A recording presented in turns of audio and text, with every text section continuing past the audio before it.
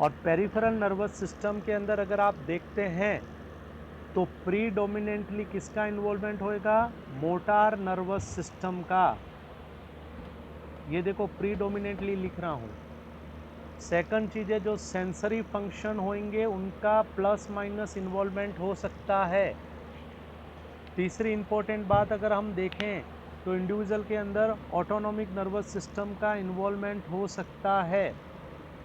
और फिर भी अगर आप देखते हैं इंडिविजुअल के अंदर तो ये इंपॉर्टेंट बातें आपको ध्यान में रखनी है इस डिसऑर्डर के अंदर।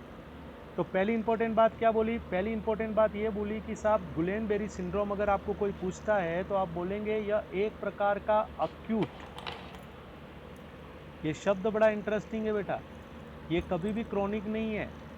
क्रॉनिक एक इसका फॉर्म होता है, लेकिन क्लासिकली अगर आप गुलेनबेरी सिंड्रोम को देखते हैं तो वह कैसा होता है? अक्यूट होता है। दूसरी इंपॉर्टेंट बात है ये कौन सा डिसऑर्डर है? ऑटो इम्यून डिसऑर्डर है। ये प्रश्न में पूछता है बहुत बार कि निम्न में से गुलेनबेरी सिंड्रोम क्या है, तो आपको बोलना है ये एक ऑटो इम्यून डिसऑर्डर है जिसके अंदर टाइप 4 हाइपर सेंसिटिविटी का इन्वॉल्वमेंट होता है। और यहाँ पे हम देखते हैं इंडिविजुअल के अंदर क्या होएगा? जो एंटीबॉडी बनती हैं वह एंटीबॉडी पेरिफेरल नर्वस सिस्टम की जो माइलिन शीट होती है उसको डैमेज करती हैं। तो जो भी पेरिफेरल नर्वस सिस्टम है उसके अंदर जो नर्व्स होती हैं उनकी जो माइलिन शीट्स होती है उन माइलिन शीट को ये डैमेज करती है। तो मैं यहाँ पे कुछ फैक्ट बता रहा हूँ जो क्वेश्चन के अंदर कभी भी हो सकते हैं।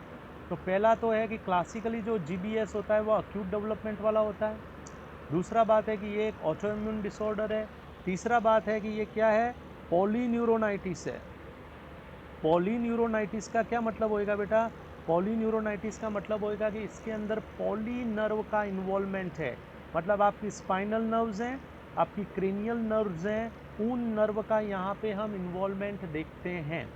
प्रीडोमिनेंट कौन सा सिस्टम इन्वॉल्व होता है? मोटार नर्वस सिस्टम इन्वॉल्व होता है। ये भी एक क्वेश्चन है जो आपको ध्यान में रखना है। इसका ये मतलब नहीं है कि सेंसरी इन्वॉल्व नहीं होता बेटा। सेंसरी नर्वस सिस्टम भी इन्वॉल्व होता है लेकिन वह उतना ज़्यादा रिलेटिवली नहीं होता है। Autonomic nervous system definitely involve होएगा इस पेशेंट के अंदर लेटर स्टेज में। और सबसे इंपॉर्टेंट इवेंट है इन्वॉल्वमेंट ऑफ डायफ्राम।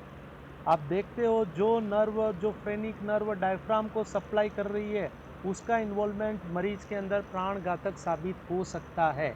और जो भी मैनिफेस्टेशन डेवलप होते हैं वह कैसे होते हैं बेटा? असेंडिंग डेवलपमेंट होता है। मतलब मैनिफेस्टेशन जमीन से माथे की तरफ जाते हैं।